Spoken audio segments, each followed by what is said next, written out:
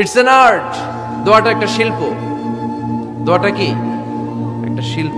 এটাকে রপ্ত করতে জানতে হয়, এটাকে আত্মস্থ করতে জানতে হয়। সব কাজের মধ্যে first class, second class, third class আছে না নাই? কারো দোয়া থার্ড ক্লাস দোয়া, কারোটা সেকেন্ড ক্লাস, কেউ করতে পারে ফার্স্ট ক্লাস দোয়া, ঠিক কিনা? দোয়ার মতো যদি দোয়া করতে পারেন, এটা হচ্ছে ফার্স্ট ক্লাস দোয়া, মুহূর্তে আরশে পৌঁছে যায়। এটাকে রপ্ত করতে হয়, এটার মধ্যে আবেগ জুড়ে দিতে হয়। অনেকে দোয়া করে আবেগ নাই, আছে না নাই? জুমার দিন দেখবেন নামাজ পড়ে ইমাম সাহেব দোয়া করতেছে, অনেক মুসল্লি দোয়াও করতেছে, ওদিকে তাকায় আছে, হাত কিন্তু এইভাবে, আর তাকায় আছে জানালার দিকে। ও কি দোয়া করতেছে? কথা বলেন, আছে না নাই? এই জন্য দোয়াটা করবেন কায় মনোবাক্যে, খুব আন্তরিকতা দিয়ে, হৃদয় থেকে। আপনার চোখের পানি যেন ঝরে।